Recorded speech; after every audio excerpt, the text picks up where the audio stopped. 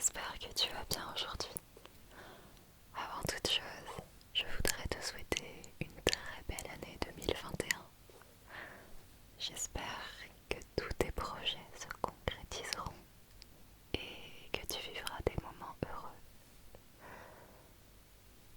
Pour ma part, j'ai vraiment hâte de te montrer tous les projets que j'ai prévus pour la chaîne ASMR.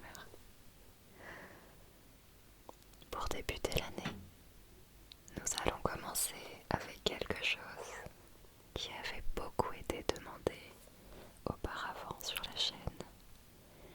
Il s'agit d'une lecture chuchotée. Cette vidéo ASMR est sponsorisée par le portail d'Athénor, la légende des 1000 lieues, écrit par Luc Dianette.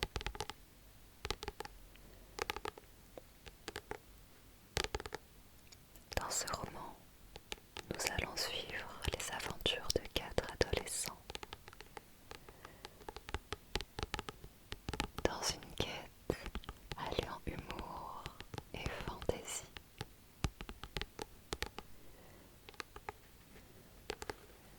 Je vais donc te faire découvrir ce soir quelques chapitres de ce livre qui, j'espère, te plaira autant qu'à moi.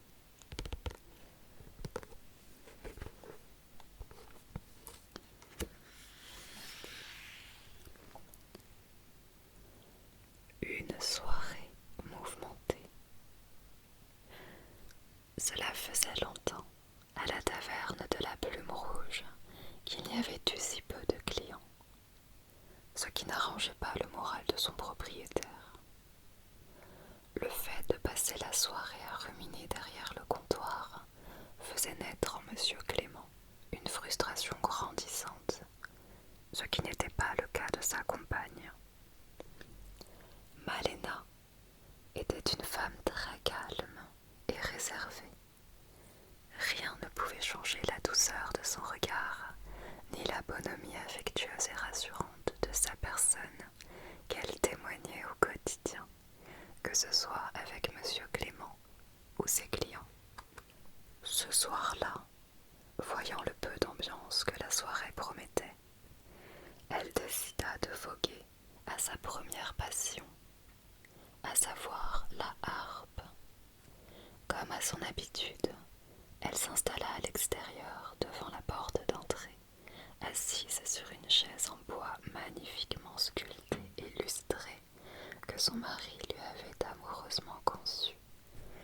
Et c'est devant un coucher de soleil flamboyant qu'elle joua ses premières notes de la soirée. C'était le moment idéal. Elle aimait à confier que son moment préféré pour jouer était la tombée de la nuit. C'est comme si je faisais du crépuscule la plus belle des veillées, disait-elle. De plus, la taverne se trouvait dans les hauteurs de la ville de Sylvestria, ce qui laissait entrevoir un magnifique panorama et ajoutait encore plus de magie à la mélodie, à laquelle s'ajoutait le soutien de ses nombreux admirateurs, dont, naturellement, Monsieur Clément et sa fille, Aline. En jouant, elle donnait le sentiment aux gens qu'aucun souci ne pouvait les atteindre. Alors qu'elle s'embellissait d'une jolie berceuse, elle aperçut au loin sur le chemin la silhouette de 3 hommes. Après réflexion, c'étaient plutôt 3 jeunes adolescents. Cela se voyait à leur façon de marcher. Le premier avançait d'un pas distingué, suivi d'un garçon qui le dépassait d'une tête, tandis que le troisième, que l'on voyait plus petit et plus costaud, marchait d'un pas nonchalant. Il n'y avait aucun doute pour elle, c'était Nathanaël, Chao et Stan, 3 habitués. « Bonsoir les garçons », s'écria-t-elle alors qu'ils arrivaient devant la porte. « Bonsoir, Madame Clément, s'exclama Nathanaël, réjoui de la revoir. Comment allez-vous ce soir? Ajouta Jao. Très bien, merci, répondit-elle avec un large sourire. Comment vas-tu, Stan? Celui-ci, qui se cachait derrière Nathanaël, fut pris d'une profonde gêne. Contrairement à son apparence trapue, il était terriblement timide. Moi, balbutia-t-il pris de court. Ça va bien, madame, merci beaucoup, acheva-t-il d'un rire forcé. Il s'empressa d'entrer avant qu'elle ne puisse remarquer que son visage virait au rose pâle. Il a le béguin pour elle, Nat, c'est certain maintenant, ajouta Jao d'un sourire farceur en entrant à son tour. Le visage de Stan passa du rose pâle à un rouge vif. Ce n'est pas vrai, répliqua-t-il en croisant les bras. À en juger par leur apparence, les trois garçons avaient moins d'une vingtaine d'années et semblaient être très fusionnels. Ils se dirigèrent vers leur table habituelle, au fond de la salle. Pourquoi ne pas lui dire, suggéra Nathanaël en s'asseyant. Nathanaël était le plus mature des trois, très poli et généreux dans l'âme. Il était toujours habillé de vêtements pas à sa taille, toujours un poil plus grand, mais ça lui allait assez bien, tout comme la frange sur le côté de ses cheveux bruns. « Mon pauvre ami !» s'exclama Jao en enlaçant Stan d'un bras. « De toute façon, tu es beaucoup trop jeune pour elle. » Jao était le plus grand et le plus fanfaron de la bande. Il ne se passait pas un jour sans qu'il ne se donne à fond pour ses amis, ce qui suscitait l'admiration de Stan, distrait et rêvasseur, qu'il aimait énormément. « Qu'est-ce que tu m'énerves, toi ?» grogna ce dernier en retirant le bras de son épaule. Il serait malhonnête de nier que l'arrivée des trois camarades avait redonné vie en un instant à la taverne de la Plume Rouge. Ils étaient très appréciés des propriétaires, et il est vrai qu'on ne se lassait jamais d'eux. Ce n'était pas le cas de tous. L'exemple le plus frappant était celui de Monsieur Vermeil, qui, depuis quelque temps, venait tous les soirs. Il avait pour particularité de ressasser de vieux contes dès qu'on commençait à lui parler. À première vue, cet homme n'inspirait guère la sympathie. Toujours habillé d'un tas d'habits noirs délavés, d'une longue cape de même couleur, à la base enroulée autour de lui, ne laissant voir de sa personne que ses cheveux tout aussi noirs, attachés en arrière. Il était grand, et sa tenue le rendait téméraire. Cependant, il paraissait toujours accablé et désabusé, sauf quand il racontait ses histoires. Il prenait d'un coup un ton très impliqué. Ce soir-là, il était bien présent, toujours dans le même coin, 3 tables devant le comptoir, 2 tables à gauche. Monsieur Clément, qui essuyait un dernier verre, se dirigea vers les garçons. « Salut les gars » lança-t-il. C'était un homme assez massif, portant toujours une salopette bleue de travail. Il était assez rustre, mais d'une grande tendresse intérieure. « Bonsoir Gérald » répondirent les garçons. « Attendez-vous beaucoup de monde ce soir ?» demanda Nathanaël. « Hélas, je pense que la soirée ne va pas évoluer. » « C'est vrai que ça ne se bouscule pas », fit remarquer Jao tout en jetant un coup d'œil derrière lui. Toutes les tables au centre étaient vides. On ne pouvait qu'apercevoir Monsieur Vermeil, toujours immobile, qui écoutait Malena, tandis que le petit groupe qui était là jusqu'à présent se préparait à partir. « Enfin, reprit le grand jeune homme, vous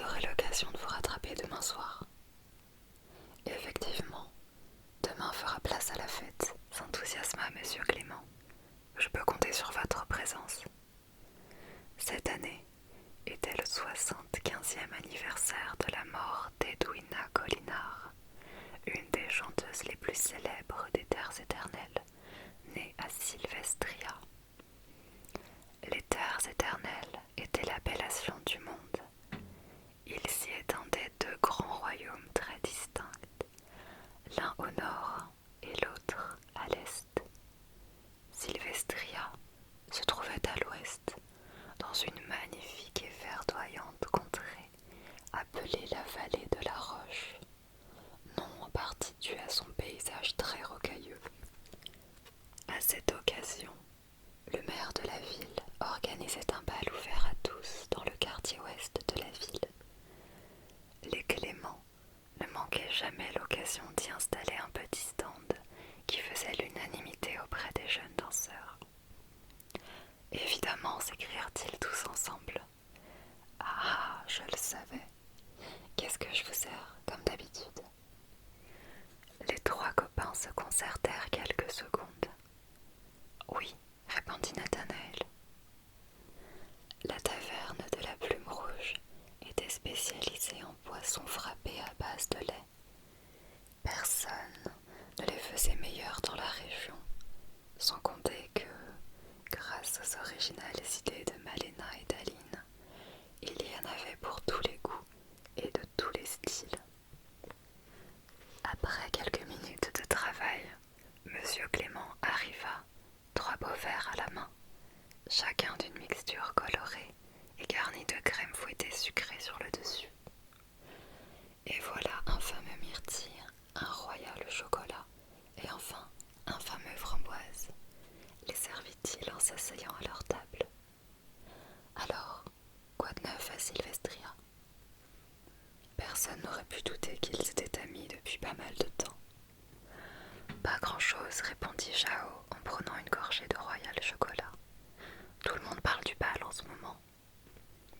D'ailleurs, vous êtes allés prendre vos tenues pour demain? Oui, répondit Stan, alors qu'il n'avait pas commencé son fameux framboise. Et je dois bien avouer qu'elles nous vont particulièrement bien. Dommage qu'il n'y ait que Nathanaël qui pourra en profiter. Nous n'avons pas trouvé Avalière, peina à prononcer Jao, qui gobait littéralement sa boisson. Mais nous y allons quand même. Comment un as de la séduction comme moi a-t-il pu échouer? Ça va être un super moment, s'exclama Nathanaël. Ils furent soudain captivés par un son d'une beauté paisible et délicate qui retint particulièrement l'attention de Monsieur Clément. C'était Malena qui avait commencé à jouer une autre mélodie. Rien qu'en écoutant l'ouverture, on pouvait sentir toute la nostalgie qui s'en dégageait et, sans doute, une facette intime de sa vie. Voyant l'admiration dans les yeux des garçons, Monsieur Clément eut envie de dévoiler une partie de sa vie. Ce chant se nomme la danse des étoiles. C'est elle qui l'a composé, à l'époque où on s'est rencontrés. J'étais un garçon très tumultueux, mais d'une timidité maladive avec les filles. Je n'ai jamais eu le courage d'inviter une cavalière. Un jour, tous les copains de ma bande en avaient une, sauf moi. Malena habitait quelques rues à côté de la grande place. Elle était la cadette de ses deux sœurs, et j'avais le Pékin pour elle depuis plusieurs années. J'ai attendu toute la journée qu'elle sorte de chez elle, assise sur un petit rebord de son jardin. Je me souviens l'entendre jouer de la harpe. Et lorsqu'elle est descendue, j'ai pris mon courage à deux mains et je suis allée faire ma demande.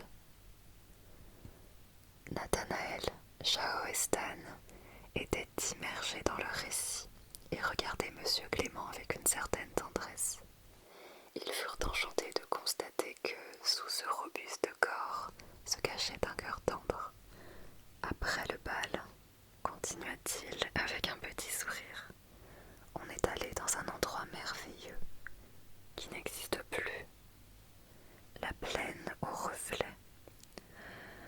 Ah, si mes amis m'avaient vu ce soir-là, ils ne m'auraient pas reconnu. Enfin bref, c'est cette nuit-là qu'elle a composé la danse des étoiles. Il y eut un grand silence.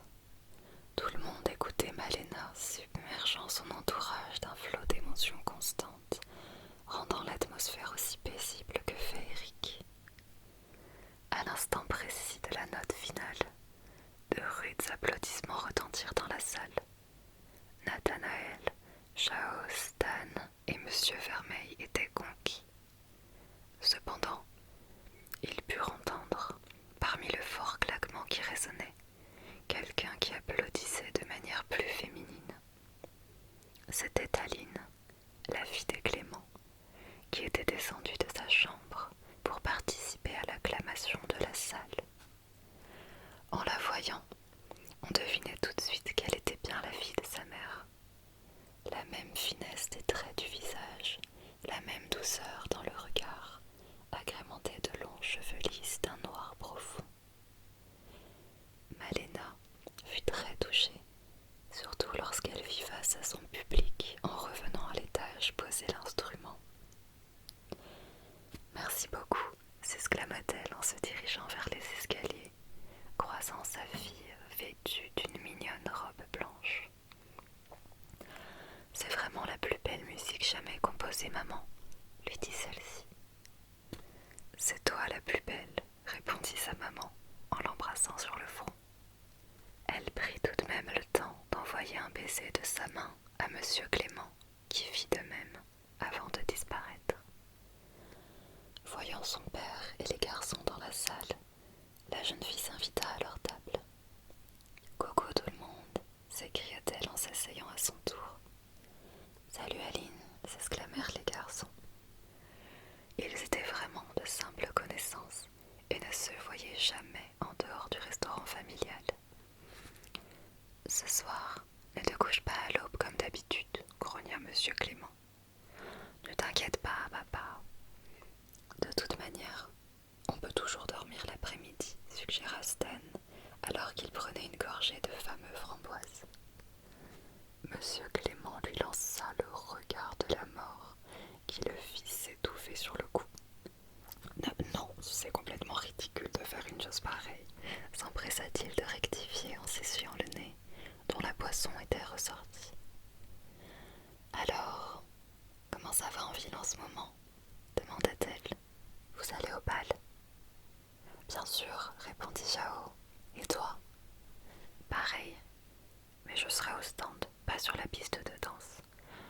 De toute manière, je n'aurais jamais pu y aller. » « Pourquoi ça ?» s'étonna Chao, dont l'espoir de l'inviter venait de s'évanouir en un instant. « Oui, ma chérie, pourquoi donc ?»« Parce que tu aurais étranglé et envoyé en exil aux confins des terres éternelles le seul cavalier que j'aurais trouvé. »« Mais non, voyons, je n'aurais jamais fait une chose pareille, » s'indigna Monsieur Clément. Un court silence s'installa avant d'éclater en fou rire général.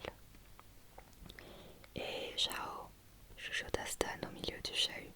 « C'est le moment de faire ta demande à Aline. » Celui-ci régurgita sa lampée de royal chocolat et traînit Stan avec son coude alors que celui-ci peinait à se retenir de rire. Il est vrai qu'Aline plaisait beaucoup aux garçons en général, mais elle était différente des autres filles. Elle passait la plupart de son temps libre à lire des romans, au grand désespoir de Monsieur Clément, qui aurait préféré qu'elle joue d'un instrument de musique, comme sa mère. Sinon, tout roule à Sylvestria, affirma Nathanaël pour répondre à la question d'Aline. Comme on disait, tout le monde parle du bal en ce moment. Sans parler de la rumeur, ajouta Chao en finissant d'un trait sa boisson. Apparemment, cette nouvelle suscita l'étonnement des Clément. Pas étonnant vu qu'ils habitaient dans les hauteurs. Quant à Monsieur Vermeil, dont personne ne savait où il logeait, il parut très intéressé par la conversation. Ses yeux, habituellement figés, se tournèrent légèrement en direction du petit groupe. « La rumeur ?» demanda Monsieur Clément, curieux de la nouvelle. « Oui, monsieur, » répondit Stan. « Est-ce que par hasard vous auriez senti l'étrange secousse de la semaine dernière ?»«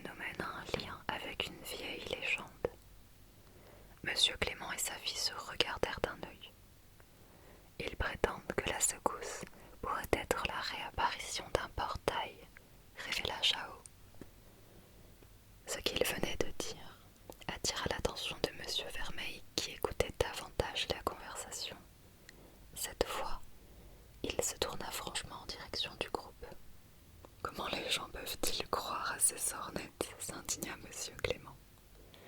Vous savez, monsieur, intervint Stan, on a déjà entendu parler de cette histoire, mais pas à Sylvestria. Ce qui est étrange, étant donné que c'est la principale concernée, ajouta Nathanaël. Les garçons purent lire sur le visage d'Aline la multitude de questions que son esprit créait. Vous parlez du portail d'Athénor, demanda-t-elle. Tu connais cette histoire, Aline s'étonna monsieur Clément, interloqué. Les jours suivant la secousse, cette histoire était au cœur des conversations très discrètes des rues de la ville. Oh non, tu vagabondes encore dans cette ville et tu n'y trouves que des ennuis. Pardon, papa, sourit-elle tendrement. Comme d'habitude, je suis allée à la grande librairie et je suis tombée sur un livre évoquant une vieille légende de Sylvestria, celle du portail d'Athénor. J'ai été très étonnée qu'une petite ville comme la nôtre puisse avoir en son cœur un tel secret. Ce qui est étrange, c'est que ce bouquin n'a pas de titre et qu'il est écrit à la manière d'un journal intime. Il parle d'un portail, mais aussi d'un monde caché qui se trouverait derrière les 1000 lieues. Avant de descendre, j'ai lu une phrase magnifique qui représente ce monde. Les 1000 lieues se font resplendir par la magie réelle que seul un cœur d'enfant peut créer. Cette phrase fut comme un coup de massue dans le cœur de monsieur Vermeil qui, pour la première fois de la soirée, se leva et marcha lentement en direction du groupe. Tout le monde le vit arriver et le fixa d'un regard interrogateur. Mademoiselle, dit-il d'un ton sage, ce livre sans titre que vous lisiez parle du monde derrière le portail. Effectivement, répondit-elle d'un air dubitatif. À ce moment-là, Rupert Vermeil n'était plus celui qu'on voyait froid et distant. Il était beaucoup plus avenant. Puis-je le voir, s'il vous plaît?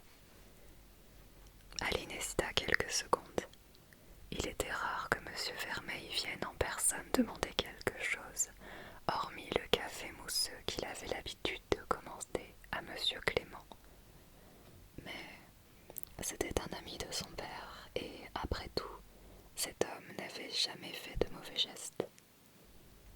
Bien sûr, je vais les chercher, répondit-elle. Elle se leva et alla dans sa chambre qui se trouvait à l'étage. Monsieur Clément profita de ce moment creux pour aller nettoyer les verres des garçons. Bien qu'il fût derrière le comptoir, il pouvait tout entendre de la conversation. Monsieur, demanda Nathanaël. Monsieur Vermeil le fixa. Sauriez-vous quelque chose à propos de cette histoire? Je n'en suis pas sûr, mon garçon, répondit-il. Au fait, n'hésitez pas à m'appeler Rupert.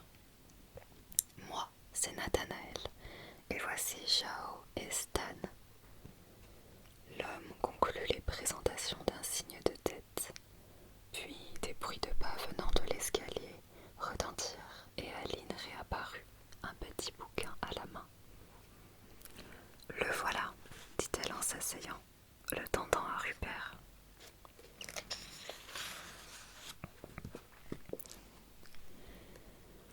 Il le prit et parcourut lentement les pages, jusqu'au moment où il s'arrêta momentanément sur un dessin qui représentait une sorte de cour vivement fleurie, dont les fleurs de forme et couleurs aléatoires étaient mélangées de toutes parts.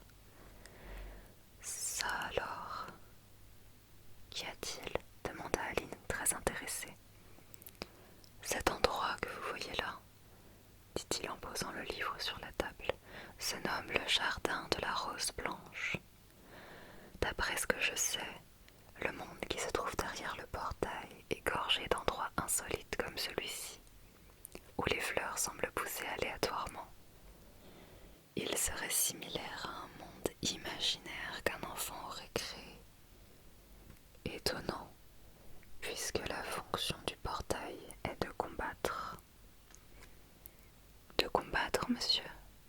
Demanda instantanément Stan. Je veux dire Rupert. Combattre qui? Ajouta Zhao. Toute force du mal, répondit-il, le regard toujours plongé dans un vide profond. Aline et les garçons commencèrent à prendre au sérieux le récit de Rupert. Qu'est-ce que...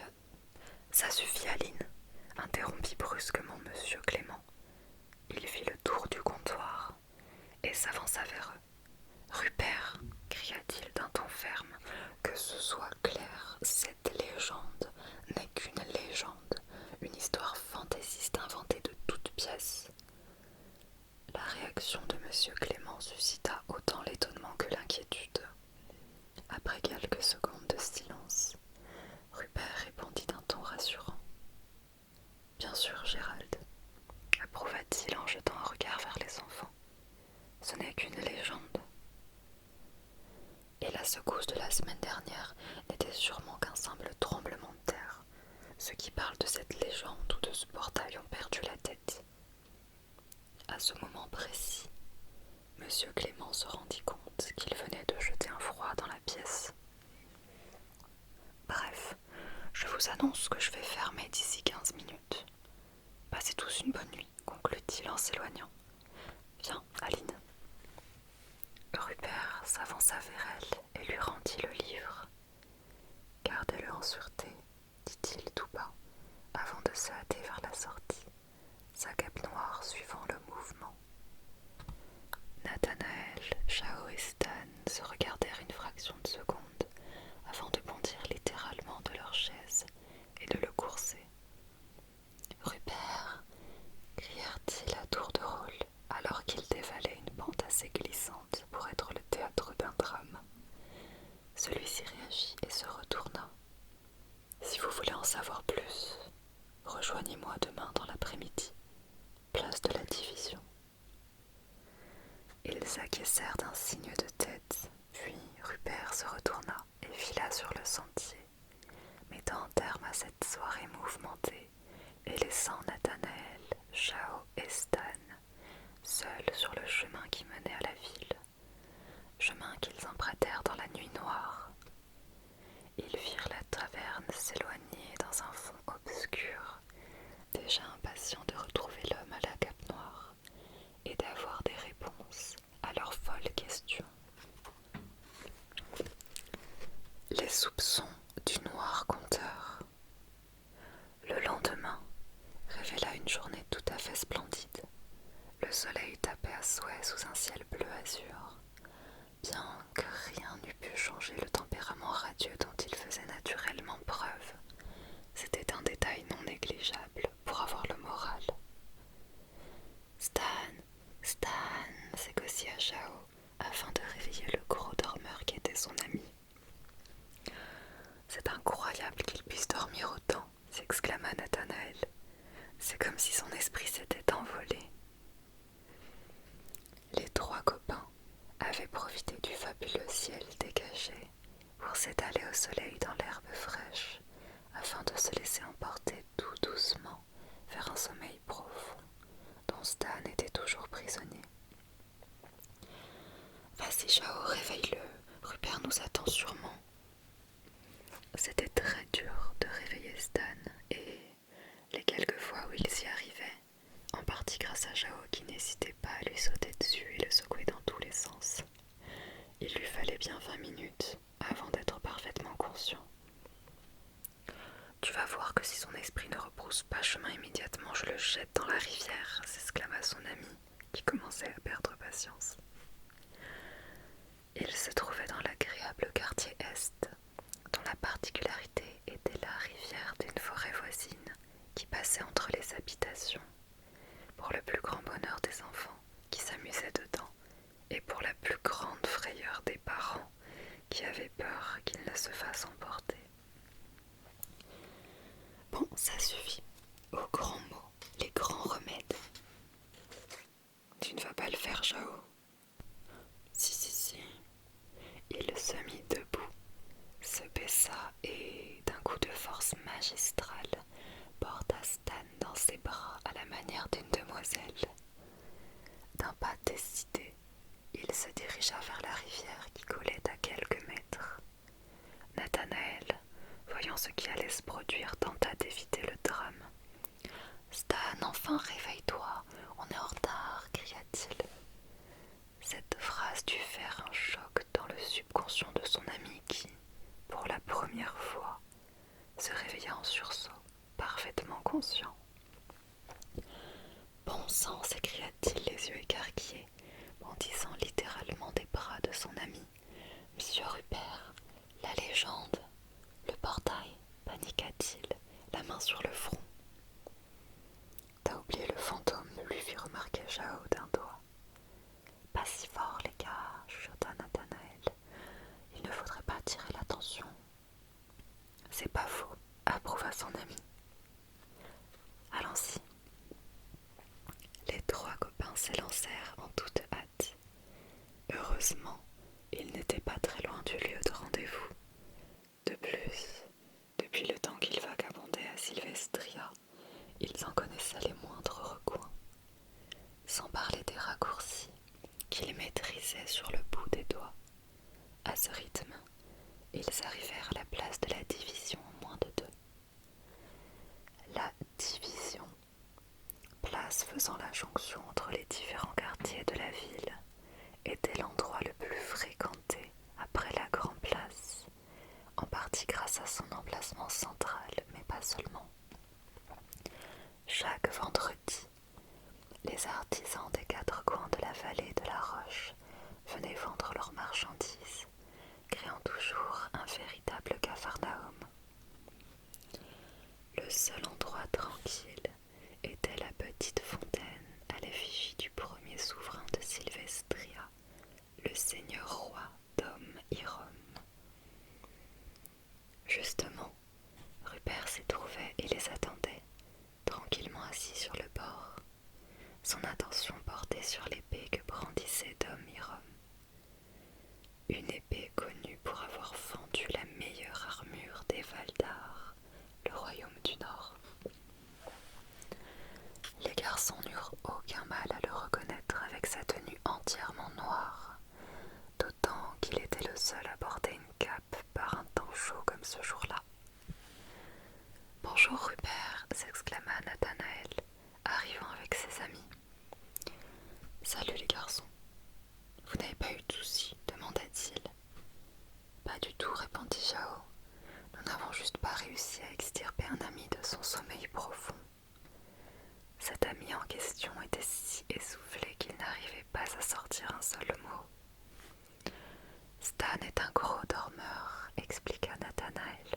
« J'aurais bien voulu le jeter dans la rivière, mais... » « Quoi ?» s'indigna Stan entre 2 inspirations. « Tu allais me jeter dans la rivière. C'est pour ça que tu me portais. » Nathanaël et Jao éclatèrent de rire et tous remarquèrent que Rupert souriait, ce qui était une première. « On va y aller maintenant » s'exclama-t-il. « Il faut qu'on parle. » C'est avec une certaine peur au ventre que les garçons acceptèrent de suivre Rupert. Ils traversèrent les rues de la ville sans broncher et sans dire un seul mot. Décidément, l'homme à la cape noire n'était vraiment pas très bavard. Les garçons se fixèrent plusieurs fois durant le trajet, de plus en plus inquiets, surtout lorsqu'ils passèrent la frontière du quartier nord, réputé hostile. C'était le secteur le plus pauvre de la ville, aux appartements délabrés et aux fenêtres pourvues de volets déchiquetés. Un véritable trou à rats qui empirait plus on s'y enfonçait. Justement, Rupert s'aventurait toujours plus profondément, à tel point que Jao vit clair dans son jeu. « Nat, chuchota-t-il, il nous amène au quartier des ombres. » À Sylvestria, le seul lieu proscrit par tous les parents se nommait le quartier des ombres, notamment car celui-ci était composé uniquement de minuscules ruelles et de cul-de-sac quasiment dépourvus de lumière, en partie à cause des immenses arbres qui jalonnait la frontière.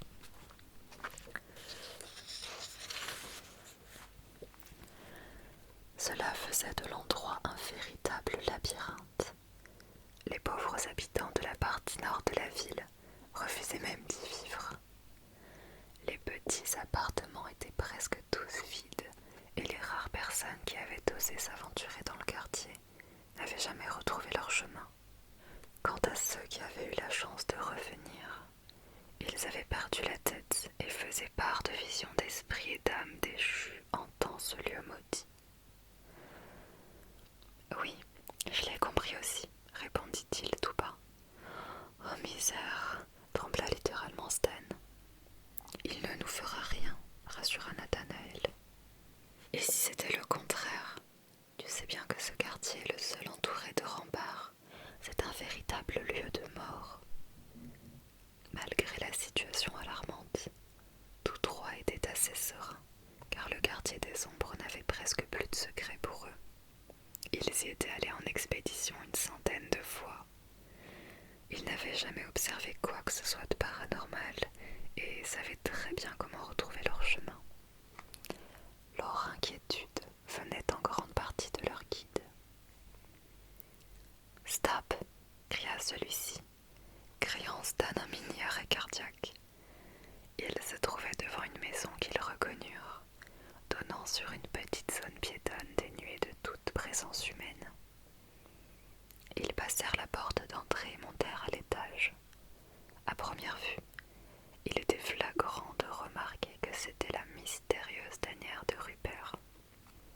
La maison était vide et froide, à l'image du personnage.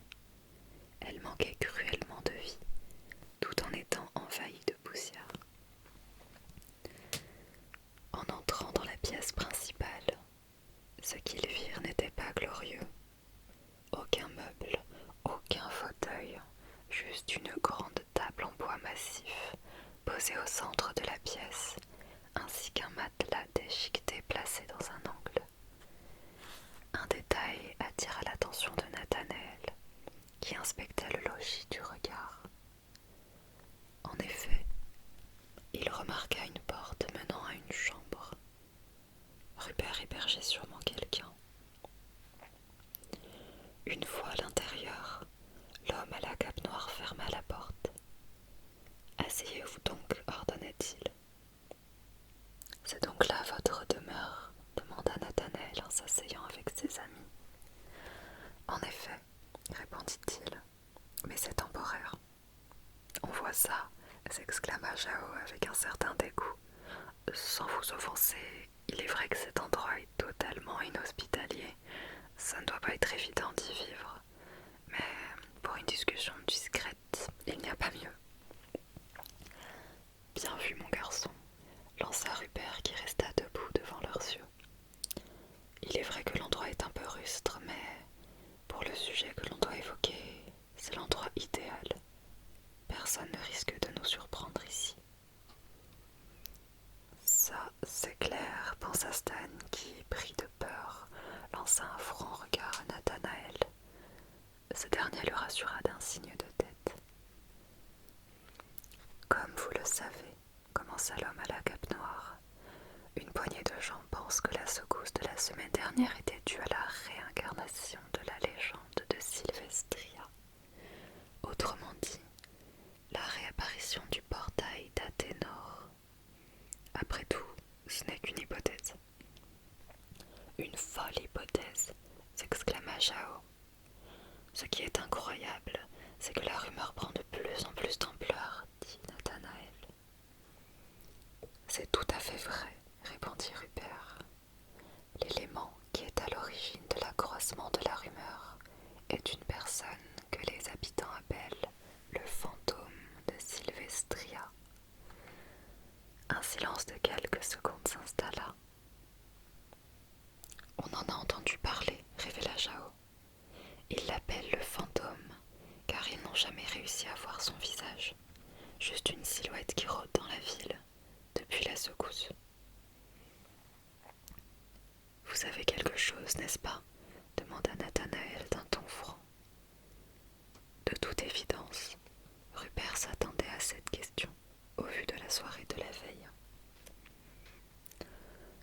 semaine dernière. Je rentrais à Sylvestria après un rapide voyage pour affaires. J'étais à quelques lieues de la Grand Place lorsque la secousse s'est produite. Je suis quasiment sûre que ce n'était pas un simple tremblement de terre. Qu'est-ce qui vous fait dire ça? Demanda Chao. Avant la secousse, il y a eu comme une onde de choc qui semblait provenir de la forêt ancienne. Sylvestria était une ville boisée, bordée par la forêt ancienne, qui était la plus grande des alentours et appréciée des habitants pour son paysage neutre et son sentier dégagé. Tout le contraire de la Sylve, une forêt très dangereuse bordant le quartier des Ombres, avec ses immenses arbres jalonnant les remparts, ainsi qu'une rivière qui finissait dans le quartier Est, là où Chao avait failli jeter Stan. Je ne me suis pas posé de questions, continua-t-il, du moins jusqu'au moment où je l'ai vu. À cet instant, l'inquiétude qu'éprouvait Stan à propos de Rupert venait de disparaître. Il était captivé par son récit, tout comme ses amis. J'ai vu celui qu'on appelle le fantôme, et je pense que c'est un garçon. Cette révélation provoqua une tension dans le groupe qui, désormais, prenait cette histoire très au sérieux. « Êtes-vous sûr que c'était lui, Rupert ?» demanda Nathanaël. « Après tout, c'est une routine que les habitants aillent faire des promenades dans la forêt ancienne. Sauf que personne n'oserait s'aventurer au-delà du sentier. Ce serait du suicide. Mais le garçon fantôme, lui, y est entré de front. C'est son apparition qui a donné naissance à la rumeur de la réincarnation de la légende, demanda Stan. Exactement. L'homme à la cape noire prit une chaise et s'assit avec eux. Écoutez-moi bien. Il parlait d'une voix sombre. Vous avez du cran pour être venu inspecter le quartier des Ombres des dizaines de fois. À ce moment précis, l'inquiétude de Stan, jusqu'alors estompée, revint brutalement. Mais avoir eu l'audace d'explorer la Sylve révèle de l'exploit. Apparemment, Rupert était au courant de leurs activités, ce qui eut pour effet d'agacer Chao. « Ça alors, j'en crois pas mes oreilles, s'écria-t-il d'un ton grave. Vous nous pistez depuis combien de temps, Rupert ? Je vous rappelle que notre dernière expédition dans la Sylve n'est pas très récente, ajouta Nathanaël. Vous nous avez à l'œil depuis combien de temps ? Je vous ai repéré dès que vous avez mis les pieds dans ce quartier. Il y a de cela bien longtemps. Je dois dire que vous m'avez vraiment surpris. Venir plusieurs fois dans le secteur le plus malfamé de la ville, sans parler de la Sylve. Vous êtes sacrément courageux. Ou inconscient. Mais qu'est-ce que cela peut vous faire, ce que nous faisons ? Demanda Nathanaël, toujours courtois. Rien d'inquiétant, garçon. Il n'en reste pas moins que la Sylve est sans conteste l'endroit le plus dangereux qu'il y ait dans le coin. Pour être franc, je ne pense pas que vous soyez inconscient. J'imagine le nombre d'endroits que vous avez explorés avant de braver cette épreuve. Et alors ? Demanda Chao qui se languissait de savoir où il voulait en venir. Et alors, la forêt ancienne n'a sûrement plus aucun secret pour vous. À présent, tout semblait clair. Rupert suspectait l'un des trois garçons d'être le fantôme de Sylvestria. Qu'attendez-vous de nous ? Demanda Nathanaël. Attends, coupa sèchement Chao, regardant Rupert droit dans les yeux. Vous nous avez espionnés. Vous voulez qu'on vous parle, mais nous ne savons rien du tout sur vous. L'homme à la cape noire se leva brusquement, s'appuyant de ses mains sur la table, et parla d'un ton grave et ferme. La situation est plus grave que vous ne le pensez. Je ne sais pas où vous avez entendu parler du portail en dehors de Sylvestria, mais il est clair que vous n'en connaissez pas tous les aspects. Si le portail a été ouvert, je peux vous assurer que nous devrons faire face à une menace dont vous ignorez l'existence.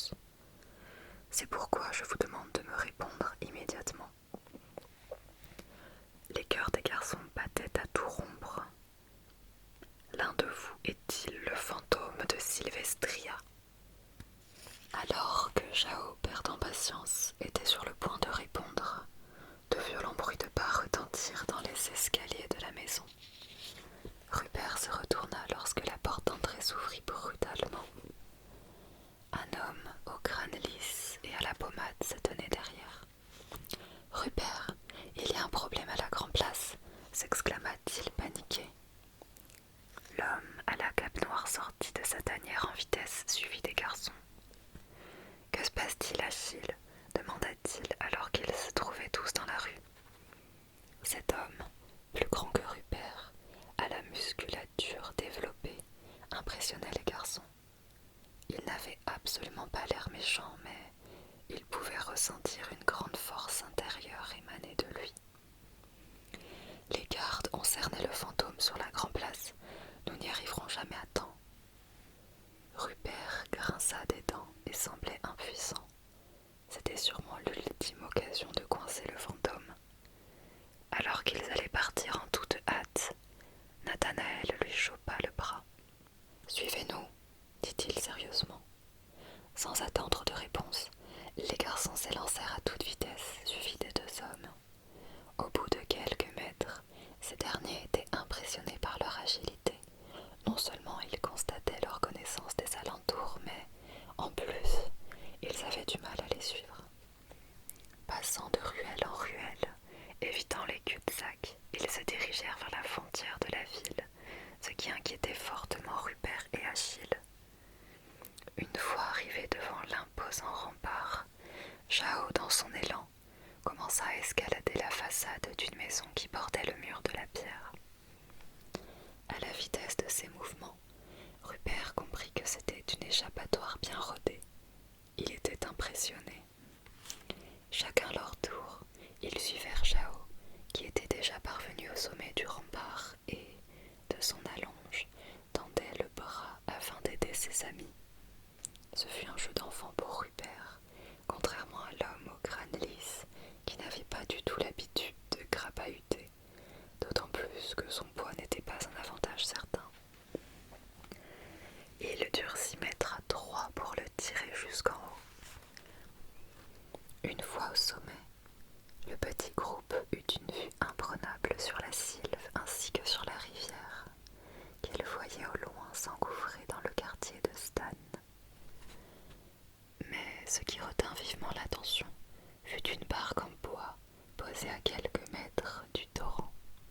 « Maintenant je comprends tout », s'écria Rupert. « Vous aviez tout prévu. » »« Pas vraiment, » répondit Jao. « Ça fait un bail qu'on ne l'a pas utilisé. » »« C'est bien beau tout ça, » dit Achille, « mais comment on descend de là ?» En effet, ce n'était même pas la peine pour eux de penser à sauter, sauf s'ils voulaient se briser le dos, sans parler des jambes. « Regardez, c'est amusant » s'exclama Stan. Il fit quelques mètres au bord du rempart et se laissa tomber comme une pierre dans le vide, créant l'affolement dans le cœur des deux hommes qui se précipitèrent au bord du précipice. Nathanaël et Jao se moquèrent en secret, tandis que les deux hommes s'approchaient du vide pour voir Stan leur faire signe depuis la terre ferme. C'est là qu'ils comprirent. Achille ne put s'empêcher de rire. « Ils sont terribles, ces garçons, » dit-il à Rupert. « Ils me font penser à toi. » Ce dernier ne montra aucun signe de sympathie et sauta directement dans l'énorme tas de foin disposé en contrebas. « On en a mis un peu partout près des remparts, » dit Jao. « C'est amusant, tu vas voir. »« J'adore, » répondit Achille, « regarde ça. » L'homme au crâne lisse sauta de toutes ses forces et atterrit en explosant le tas de foin. « Oh, santé ! Oh !» s'exclama Jao. « Il est mort là. » Une fois tous en bas, ils se précipitèrent vers l'embarcation. C'est alors qu'Achille poussa la barque vers le torrent. « Dites, où avez-vous trouvé ça ?» demanda-t-il en l'arrêtant à quelques centimètres des eaux. « C'est une barque en bois de Scaphaï. Ça vient d'Hiérodolphe, » dit Rupert. « Monsieur Elko. » Monsieur Elko était le batelier phare de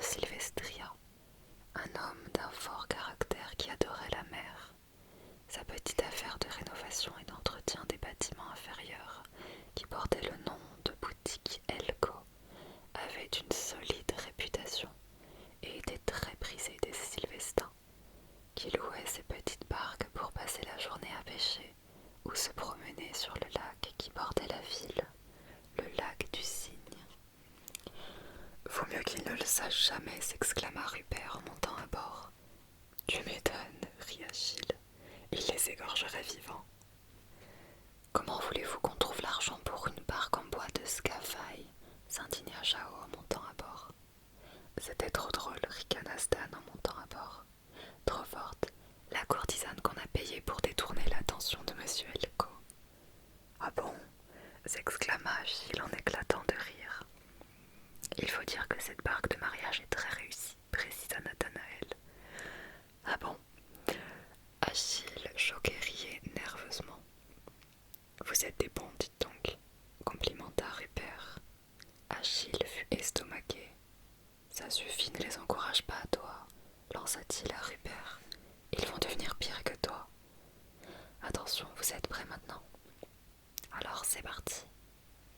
Il poussa la barque d'un grand coup tout en sautant à l'intérieur. Accrochez-vous. Vous allez voir, Stan adore cette partie du plan, s'écria Jao qui se tenait d'une main ferme. Stan hurla de terreur alors qu'ils commencèrent à prendre de la vitesse. Hormis celui-ci, tous étaient concentrés pour ne pas chavirer. Rupert, qui était derrière en bout de fil, tenait les extrémités de la barque de ses mains et servait de balancier en cas de mouvement brusque. Achille au centre mit toute son énergie dans la rame qu'il avait trouvée à bord, tandis que les trois inséparables en tête étaient assis en file indienne. Stan, cramponné devant Jao, était toujours en état de panique. « T'inquiète, mon pote, tu es à l'avant, tu as tout le fleuve pour vomir, » lui cria son ami. Ils affrontèrent le rude torrent durant quelques minutes, voyant les premières maisons du quartier Est s'approcher dangereusement. « On est presque arrivés, » s'écria Achille sans ralentir le rythme. Ils arrivèrent, et Stan n'avait pas vomi. Étant donné que le courant n'était pas assez fort, ils se hâtèrent vers la rive la plus proche. « Allons-y, » lança Rupert en sautant littéralement de la barque à terre, suivi de ses compagnons. « Les garçons, dit-il en les fixant du regard, quoi qu'il arrive, restez derrière nous. » Ils acquiescèrent d'un signe de tête. C'est avec une certaine tension que Nathanaël, Jao et Stan suivirent promptement les deux hommes à travers le calme et la tranquillité du quartier Est. Cependant, plus ils approchaient de leur destination, plus ils pouvaient percevoir l'écho des cris.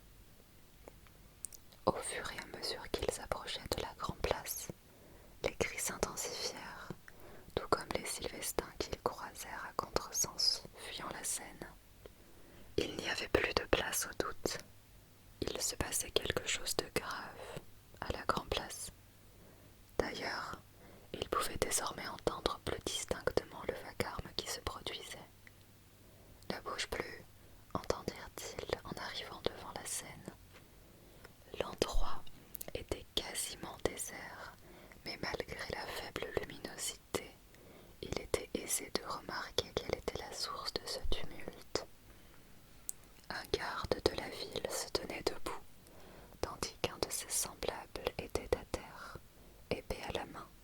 Il se trouvait face à un adversaire qu'on ne pouvait distinguer. Juste une silhouette sombre qui, contrairement à son opposant, n'était pas en garde avec son épée. Il ne bougeait pas d'un poil, comme s'il attendait que le garde agisse. Ce qui ne tarda pas à se produire. Le garde se jeta sur l'inconnu, qui para instantanément ses coups et le mit à terre en quelques secondes. D'un bref regard, celui-ci remarqua les 5 compères au coin et fila vers l'intérieur de la ville. « Achille, protège les garçons !» cria Rupert en se lançant immédiatement à sa poursuite. Laissant son ami, Nathanaël, Jao et Stan dans une prenante inquiétude pourvue d'un sentiment d'impuissance qui ne cessa d'augmenter jusqu'au moment où l'homme à la cape noire disparut au loin dans la belle et lumineuse ville de Sylvestria. Un fantôme au bal. était le sentiment d'impuissance qu'ils éprouvèrent en voyant Rupert disparaître. Voyant tant de dévotion de la part de celui-ci, sans compter le fait qu'il n'avait pas hésité une seule seconde à poursuivre une personne armée d'une épée, Nathanaël se demanda si ce mystérieux personnage n'était pas un guerrier. « Rupert est vraiment étrange, » souffla Jao. « Vous ne pourrez pas être en meilleure sécurité qu'avec lui, » le rassura Achille. Nathanaël était toujours pensif. « Cet homme sait manier une lame, j'en suis certain, dit-il. »« Est-ce vrai, Achille ?» demanda Jao. « Je n'ai pas le droit de vous parler de lui. C'est mon mentor. Je lui dois la vie. » Ces mots attisèrent la curiosité des garçons, et ce n'était ni le lieu ni le moment pour en parler. Leurs regards se portèrent sur les deux gardes à terre. Soudain, l'un d'eux commença à bouger. Saisi par la scène, ils se ruèrent vers lui. « Êtes-vous blessé ?» demanda Achille en l'aidant à se relever. Le garde semblait désorienté, comme s'il avait oublié ce qu'il s'était passé. Je pensais être mort, dit-il d'une voix accablée en se relevant, laissant entendre le cliquetis de son armure métallique. Mais il a à peine touché votre armure, répondit l'homme au crâne lisse. Regarde, Achille, s'exclama Nathanaël en passant la main sur le plastron du garde qui, contrairement à son semblable, était bordé d'une finition or, sûrement la distinction d'un supérieur. Elle était fendue. La lame du fantôme de Sylvistria était passée au travers. « Ça alors !» s'exclama Achille, peinant à croire ce qu'il voyait. L'homme à l'armure dorée se releva, tandis que Stan tentait de mettre l'autre homme sur le dos. Celui-ci était bien conscient. Le regard pétrifié, il avait les yeux fixés sur le jeune homme. « Tu n'as rien, Axe. Relève-toi, » ordonna le garde à l'armure dorée. « J'ai cru que j'étais mort, » répondit l'autre d'une voix tremblante. « Moi aussi, mais nous sommes là. Nous n'avons rien. »« Ça ne peut pas être la réalité. »« Ça va aller, » leur demanda Achille en s'avançant vers eux. « Oui, merci, répondit le chef. »« S'il vous plaît. »« Soyez sans crainte, » coupa Achille. « On ne dira rien, je vous en donne ma parole. » Il le remercia d'un signe de tête et dit « Il ne faut pas que vous restiez ici. Les renforts vont arriver. » « Avez-vous vu son visage ou un signe particulier ?» lui demanda rapidement Achille, qui espérait tenir une piste. « Désolé, dans l'affrontement, je n'ai pas fait attention. » À ce moment précis, l'homme au crâne lisse vit les yeux d'Axe se baisser lentement, scrutant le sol d'un regard mystérieux, alors qu'un brouhaha s'élevait. « Ils arrivent !» s'écria le chef. « Partez vite !» Effectivement, ils virent au loin un bataillon d'hommes bardés d'armures, de casques et de lames affûtées s'approcher à vive allure, créant un vacarme assourdissant. Achille et les garçons n'attendirent pas une seconde pour décamper. Ils se réfugièrent dans la rue par laquelle ils étaient arrivés, bien cachés derrière un mur de pierre. Ils observaient ce qui allait se produire. « Il n'y a aucun doute, » s'exclama Achille. « Le maire veut arrêter le fantôme. »« Vous êtes sûr ?» demanda Nathanaël. « Pas le moindre doute, » confirma-t-il. Jao regardait les deux vaincus avec une certaine empathie. « En tout cas, c'est un triste sort pour eux. »« Je ne connais personne qui peut soumettre un garde aussi facilement, » dit Achille. « Vous avez vu les finitions en or de l'armure. Cela signifie que cet homme est un commandant de front. » « Un commandant de front !» s'exclama Stan de stupeur. « Ce sont les plus entraînés au combat. Impossible de les soumettre aussi aisément. Et pourtant, ils pouvaient à présent observé le bataillon de garde discuter avec les vaincus. Après un bref instant, 4 d'entre eux restèrent sur la place, tandis que les autres se mirent en formation et partirent en direction de la ville. Le manque d'effectifs vient sûrement du périmètre de sécurité établi autour du bal, dit Achille.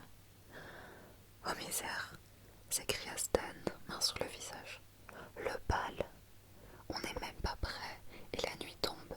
Nat, Rebecca doit être folle d'inquiétude. T'inquiète pas, le rassura son ami. On avait rendez-vous bien plus tard que ça. Rebecca était la petite amie de Nathanaël et c'était l'une des plus braves filles qu'ils avaient jamais connues. D'accord, répondit Stan, mais il faut aller chez Sabrina maintenant, ou nous ne serons jamais prêts à temps. Cette phrase réveilla Chao, qui n'avait pas détourné son regard de la scène. Il a raison, se reprit-il. Nous devons y aller. J'aurai l'occasion de vous voir au bal, dit Achille. Je vais passer faire un tour pour voir si tout se passe bien, et aussi pour prendre un royal myrtille chez les Clément, acheva-t-il d'un clin d'œil au garçon. Ah, enfin quelqu'un de sensé. Ces petits joueurs ne prennent que des fameux, taquina Chao. Tu as raison, Chao, approuva Stan. Tout à l'heure, je compte sur toi pour être une royale andouille avant de faire ta demande à Aline. Stan se prit un plaquage de l'enfer tandis que Nathanaël et Achille les observaient d'un air rieur. Merci pour tout, Achille, le remercia-t-il. Pas de quoi. À tout à l'heure, les gars, répondit l'homme au crâne lisse. C'est ainsi que les 3 copains se mirent en route vers le quartier ouest, où habitait une belle blonde au nom de Sabrina Joline, qui n'était autre qu'une des 2 grandes sœurs de Malena Clément. Couturière renommée dans toute la vallée de la Roche, Sabrina était une femme tout ce qu'il y avait de plus folklorique. Une vraie petite fille à la voix fluette dans un corps très séduisant, d'une chevelure blond platine. Absolument tous les hommes craquaient pour elle. Cependant, comme elle disait si bien, je n'ai absolument pas le temps de m'impliquer dans des relations sentimentales. Ce jour-là, elle avait posé une journée afin d'habiller personnellement le trio infernal. Allez, rentre la tête, Chao. Serre-toi de tes bras, s'écria-t-elle. Les tenues qu'elle avait confectionnées pour eux étaient faites d'un mélange de cuir, de soie, coûtaient une véritable fortune à l'achat. Mais ça, bien sûr, ils ne le sauraient jamais. Je peux pas, je suis coincé, cria le jeune homme dont la tête était coincée à l'intérieur d'un beau corset noir et blanc.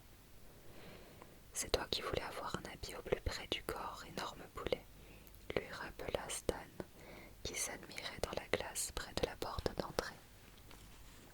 Sa tenue pourpre, à la finition vert pastel, le rendait absolument fabuleux. Le jeune homme avait la classe d'un riche étudiant invité à une soirée privée.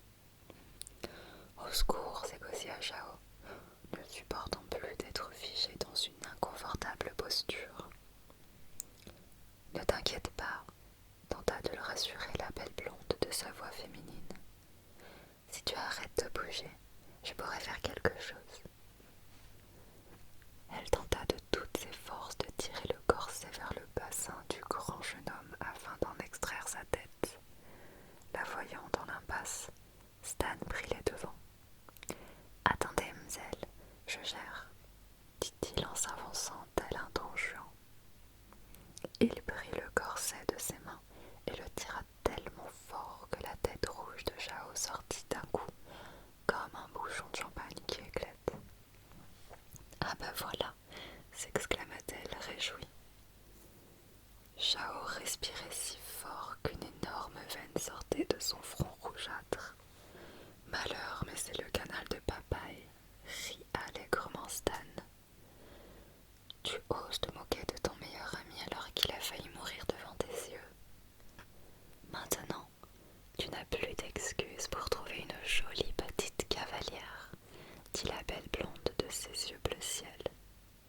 Les garçons disaient souvent que Sabrina était une femme comme on en croise une fois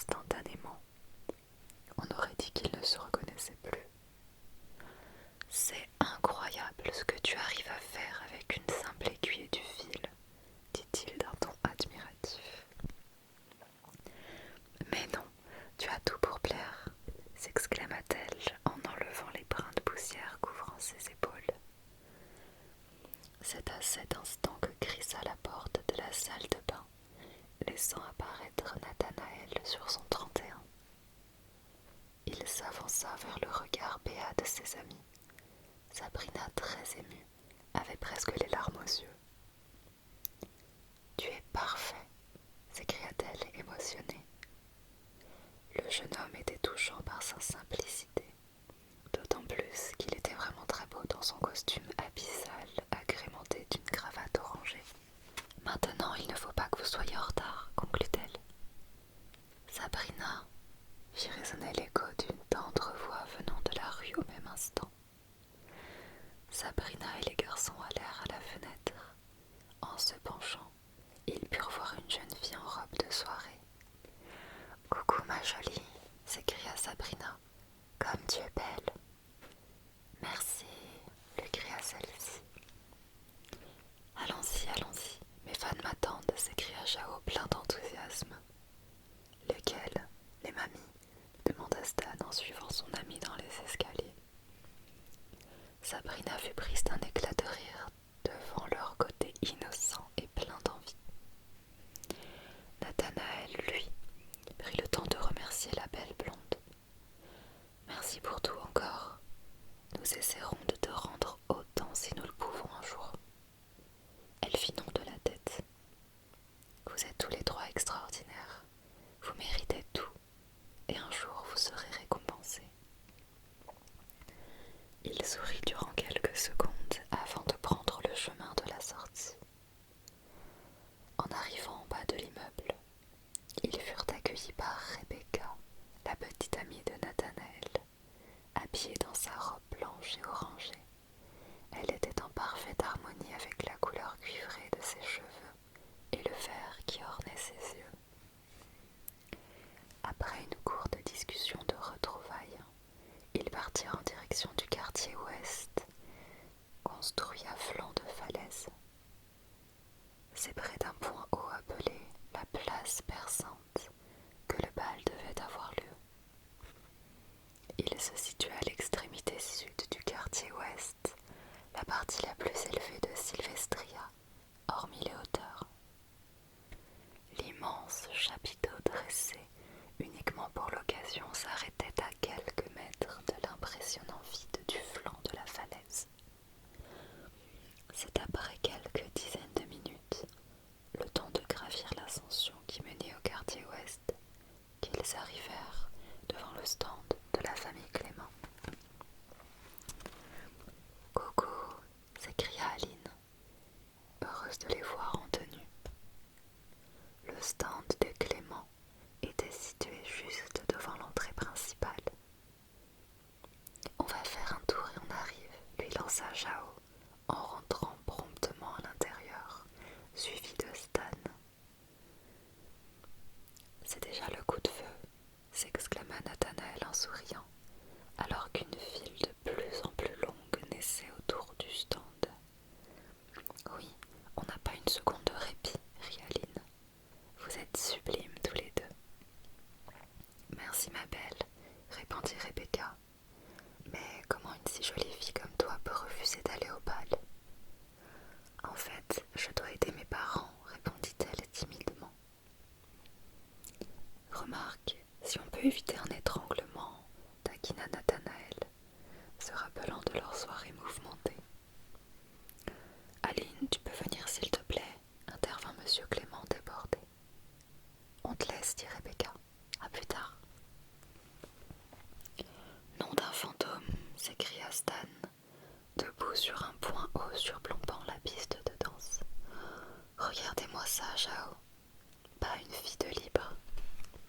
Mais si, regarde au bar, il y en a quelques-unes, dit-il enjoué. En parlant de fantômes, je me demande comment les choses se sont passées pour Rupert. Stan prit un instant de réflexion. Il est probable que monsieur Rupert se soit fait éclater la tronche.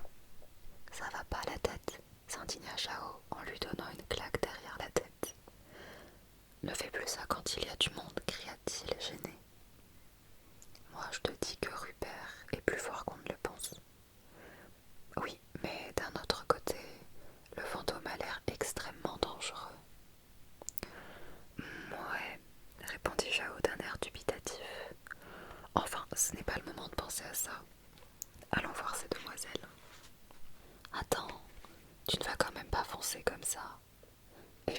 que je vais foncer.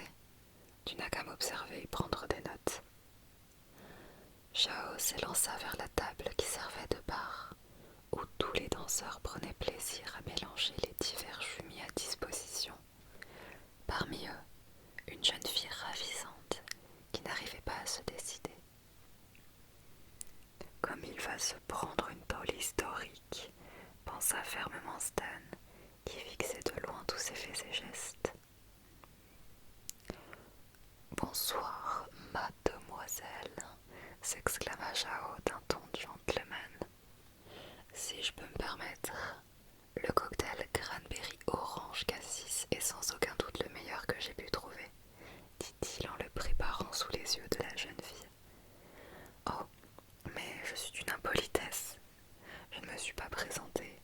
Je me nomme Chao et je serai honorée d'accompagner sur la piste de danse une jeune fille dont les yeux révèlent le bleu azur des plus belles rivières. Celle-ci commença à rougir alors qu'il lui tendit la boisson. M'accorderiez-vous cette danse ? Demanda-t-il, sûr de lui. Bien sûr, répondit-elle en prenant son bras et en posant la mixture préparée par Chao. Stan, qui les regardait s'avancer sur la piste, n'arrivait ni à fermer la bouche, ni à cligner des yeux tellement il était choqué que ça ait marché. Il savait très bien que jamais de sa vie il ne trouverait le courage d'agir de la sorte. Cela le dégoûtait à tel point qu'il partit s'isoler. Ce qui, malgré lui, était habituel.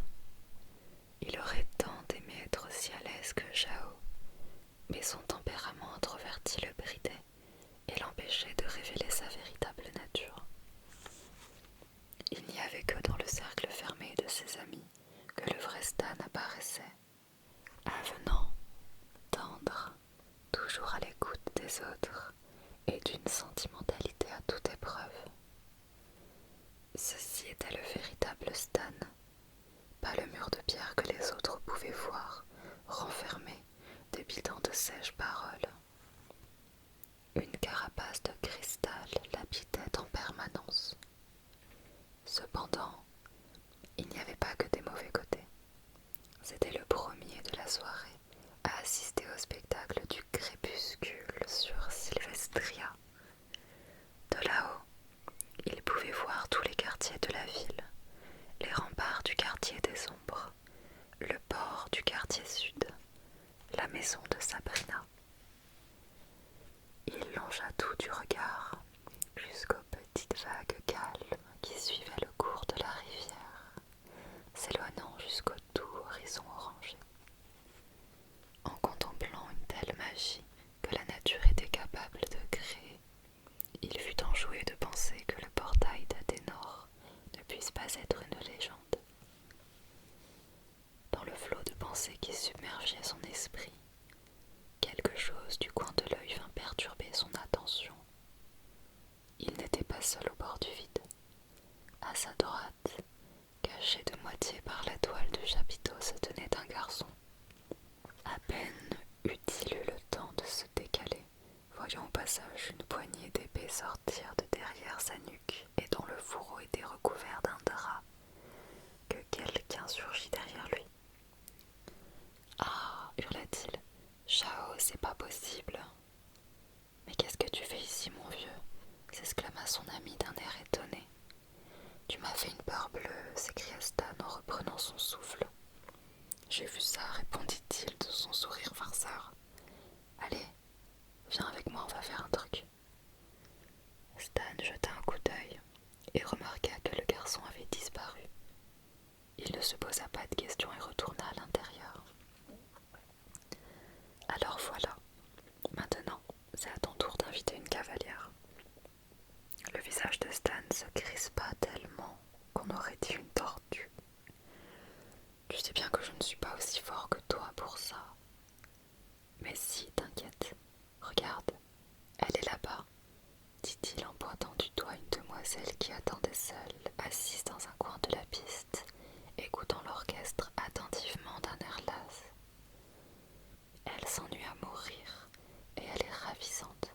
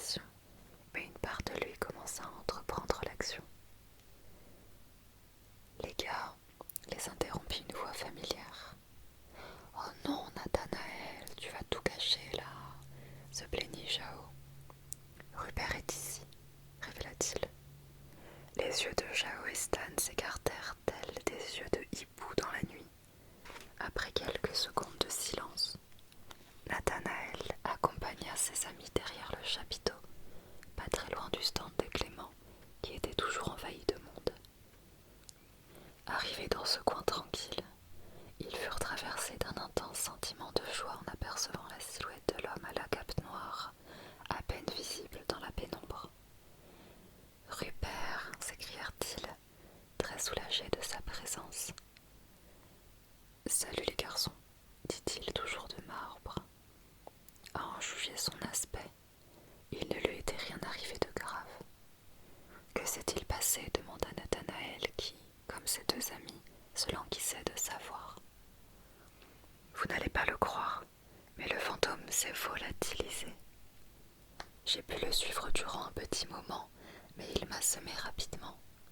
En fait, ce type est pire que vous. Les garçons furent déstabilisés par cette nouvelle. Il connaît la ville si bien que ça, demanda Stan. Sûrement sur le bout des doigts. Quand j'étais à sa suite, il était clair dans ses mouvements qu'il savait où il allait et devinait vers où il se dirigeait. Le quartier des ombres, répondit instantanément Nathanaël. C'est évident, j'aurais fait la même chose si j'avais dû semer quelqu'un. Rupert approuva d'un signe de tête. Comment est-il possible que nous ne l'ayons jamais vu s'indigna Achille. S'il connaît Sylvestria aussi bien que ça, alors il est présent depuis plus longtemps qu'on ne le pense. Oui, répondit Rupert, jusqu'au jour où les Sylvestins ont détecté sa présence. On ne peut rester indéfiniment dans l'ombre. Même s'il est si discret qu'on l'appelle le fantôme, il aurait fini tôt ou tard par se faire repérer. C'était inéluctable. Mais oui, ça y est, s'écria Chao dans un éclair de lucidité. Le fantôme est sûrement là depuis pas mal de temps. Lors de la secousse, ceux qui l'avaient repéré auparavant ont fait le lien. Autrement dit, continua Nathanaël, plongé dans un tourment mental. Autrement dit, le fantôme rôderait dans Sylvestria afin de retrouver le portail. Alors la secousse signifierait qu'il l'a trouvé. Pas seulement trouvé, expliqua Rupert, mais ouvert. Une rencontre inattendue. Ce que venaient de dire ses amis mit Stan dans tous ses états. Son rythme cardiaque s'intensifia dans un mélange d'euphorie et de peur. Alors il a été trouvé. Le portail n'est pas une légende, et le fantôme l'a ouvert. Ne nous emballons pas, tempéra l'homme à la cape noire. Ce n'est qu'une hypothèse, devança Jao. On sait, Rupert, mais imaginez une seconde que tout ce qu'on vient de dire soit vrai. Ne me dites pas que vous n'y avez pas pensé. Vous avez un plan, n'est-ce pas demanda Nathanaël. L'homme à la cape noire acquiesça d'un signe de tête, promit qu'il allait leur en parler et décampa en direction d'Achille. Les garçons, eux, retournèrent doucement dans l'enceinte du bal qui battait son plein. Chao retint même l'attention en mentionnant qu'un royal au chocolat ne serait pas de refus. Rupert, lui, venait de retrouver Achille. « Qu'est-ce que tu as découvert ?» lui demanda-t-il. « Je suis allé voir Rodolphe Elko. La barque près de la rivière est bel et bien une de son affaire. Pour l'anecdote, c'était bien une barque destinée à un mariage, mais on la lui a fauchée il y a pas mal de temps. » Je vois. Nathanaël, Jao et Stan ont volé cette barque pour s'amuser, mais aussi pour y créer une échappatoire, au cas où ils se retrouveraient dans le quartier des ombres. Elle était là depuis bien longtemps. Bref, il y a autre chose. La vie des Clément est en danger. Aline, s'écria Achille étonné. Le livre qu'elle a trouvé à la bibliothèque, celui que j'ai eu en main ce soir-là. Je ne sais pas comment c'est possible, mais ce livre est le journal d'André Larose. L'homme à la cape noire vit dans le regard d'Achille qu'il avait tout compris. Il exprimait la même crainte que le sien, une inquiétude dont on ne pouvait faire abstraction. « Il faut arrêter le fantôme à tout prix », cria-t-il, tapant du poing. « Oui, on va le coincer. » Aline a, sans le vouloir, un paquet d'informations sur la légende, du moins si elle le lit un jour. D'après le gérant de la grande librairie, dit Rupert, Aline est considérée comme la lectrice la plus passionnée de la ville. À mon avis, elle l'a bien entamée, voire même finie. Je te crois sur parole. Au fait, Je voulais te demander de garder un œil sur les garçons. Moi, je me charge de la protection d'Aline. J'allais t'en parler, je me porte garant de leur protection. Je garderai un œil sur eux. C'est parfait, répondit Rupert en commençant à partir. Il s'arrêta un instant et ajouta: Tu sais quoi? Je suis sûr qu'ils te repéreront rapidement. Les gars, je suis certain qu'Achille nous surveille de près, s'écria Chao. Oh malheureux, pas si fort, lui lança Stan. Les garçons s'étaient retirés dans un coin pour discuter en attendant le traditionnel slow du bal. Stan a raison, Chao. Ce n'est pas le moment. Le moment de quoi? Demanda une voix féminine. Chao et Stan crièrent de stupeur. Ils n'avaient pas vu Rebecca arriver. D'aller boire un verre chez les Clément, répondit Stan. Chao n'arrête pas de penser à son royal chocolat, il est pénible. Je ne suis pas d'accord, contra celui-ci. Ce serait sympa d'aller les voir avant le slow et, tant qu'on y est, de prendre un royal. Nous avons encore du temps, fit remarquer Nathanaël. Allons-y. Alors qu'ils passèrent l'entrée principale du chapiteau, ils furent soulagés en constatant que l'affluence au stand des Clément avait fortement baissé. Monsieur Clément et sa femme profitaient de ce moment creux pour nettoyer les verres, tandis qu'Aline, dans un coin, était plongée dans son petit livre dont elle ignorait le véritable titre. « Ah, vous voilà enfin !» s'écria Monsieur Clément. « Waouh, vous êtes superbes les garçons !» s'exclama Malena de sa gentillesse naturelle. « Merci beaucoup, madame !» répondit Jao d'un ton bourgeois. « Alors, royal chocolat pour toi, j'imagine ?» demanda Monsieur Clément. « Un soupçon framboise pour moi, » dit Nathanaël. « Et toi, Rebecca ?»« Un soupçon myrtille, s'il vous plaît. »« Pareil pour moi, monsieur, » répondit Stan. Dans la hiérarchie des tailles de verre, le soupçon était le plus petit de tous. Il était suivi du fameux, qui était de taille normale, puis du royal, bien grand. Le tout dernier que personne ne prenait, le dantesque, était de taille démesurée. Après quelques minutes de travail, les 4 boissons étaient prêtes. « Aline, viens boire un verre avec nous » appela Monsieur Clément. « Oui, j'arrive » répondit-elle en se levant de son petit tabouret installé derrière le stand. Elle contourna celui-ci afin de rejoindre les garçons lorsqu'elle heurta un individu de plein fouet, laissant le journal tomber à terre. « Excusez-moi » s'empressa de dire l'inconnu en ramassant le petit livre. « Ce n'est rien » répondit-elle. L'inconnu lui tendit le journal et s'éloigna aussitôt. Aline l'inspecta du regard. C'était un garçon plutôt grand, et elle eut à peine le temps de remarquer quelque chose dans son dos avant qu'il ne disparaisse. Une fois le jeune homme perdu de vue, elle rejoignit ses amis. « Un soupçon de tenaille pour moi, papa. »« Tenaille ?» s'interrogea Rebecca. « C'est une création d'Aline qui fait mouche auprès de tous » s'exclama fièrement Monsieur Clément.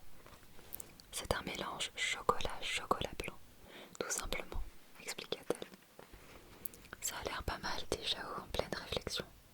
Je pense que mon prochain choix sera un royal tenaille. » Après plusieurs minutes de discussion intense, Aline et Rebecca s'isolèrent un instant. « Alors, pour le prochain bal, commença Rebecca, je te veux au bras d'un sublime garçon. » Si j'en trouve un aussi bien que le tien, Nathanaël est un garçon exceptionnel. Tu as de la chance. Elle n'avait pas tout à fait tort. Nathanaël était le plus attentif de tous les garçons. Merci ma belle. À part ça, de quoi il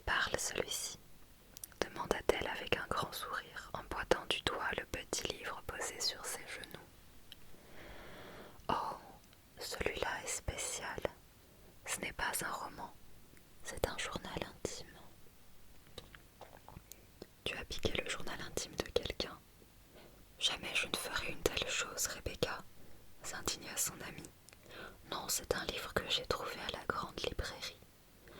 Je ne sais pas qui en est l'auteur, mais ce qui est écrit dedans est passionnant. À ce moment-là, la voix d'Aline changea. Elle devint pleine de passion, d'admiration, comme si elle culpabilisait de savoir l'ignorance de ces nombreuses personnes qui ne connaissaient pas l'existence de telles histoires. Rebecca connaissait bien son amie, et elle adorait l'écouter raconter ce qui la captivait tant. Cela parle d'une incroyable légende sur Sylvestria, continua-t-elle de sa voix douce en ouvrant le petit livre. La phrase la plus importante est « Tous les enfants du monde possèdent en eux quelque chose d'unique, un don précieux que certains perdent au fil du temps et que d'autres gardent à jamais. Ce don précieux est la magie réelle. » D'après la légende, il y a fort longtemps, un garçon aurait trouvé la capacité de manifester cette magie et user de son pouvoir pour créer un portail menant à un autre monde qui, contrairement au nôtre, serait entièrement pourvu de cette intense magie. Un monde entier pourvu de magie. Oui, où chaque élément de la nature serait imbibé de magie réelle. La végétation, l'eau, les créatures. Ah bon? Et qui est ce garçon?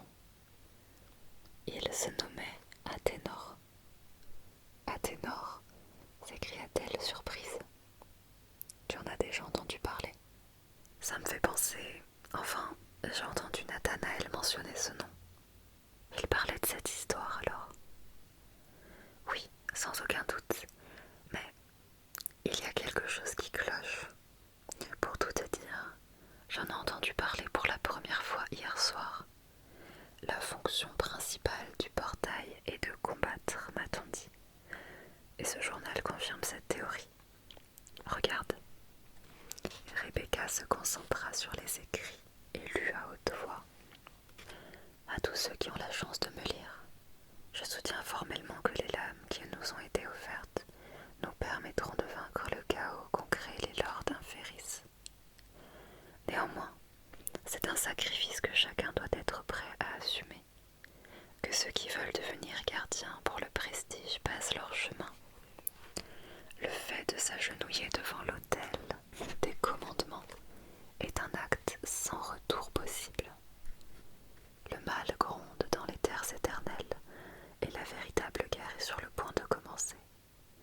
À tous ceux qui deviendront l'élite du monde d'Athénor, pardonnez-moi de vous avoir infligé ce fardeau.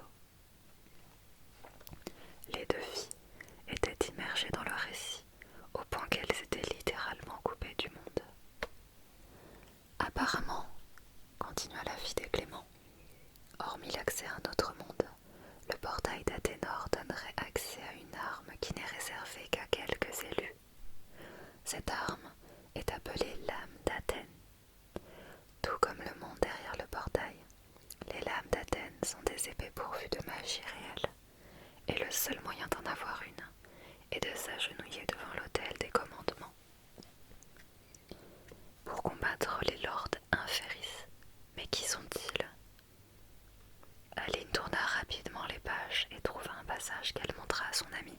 Dans un immense privilège, l'autel des commandements jugea que la volonté était un sentiment pur et fit d'Hector le 6e gardien primordial. La seule différence opposant un gardien d'un lord est l'esprit. C'est la clé de tout, la clé du bien et du mal. Contrairement à ce que tout le monde pense, ce ne sont pas les actes qui jugent les hommes, mais ce que l'on ne peut déceler, l'esprit. L'esprit de volonté est ce qui fait d'Hector un des premiers gardiens du monde d'Athénor, une qualité jugée apte pour l'autel. Seulement, cet élu, avec le temps, eut la volonté de devenir le plus puissant des gardiens de tous les temps. Consumé par ce désir effroyable,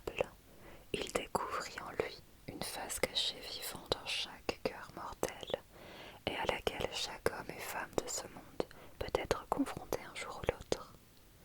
L'once obscure.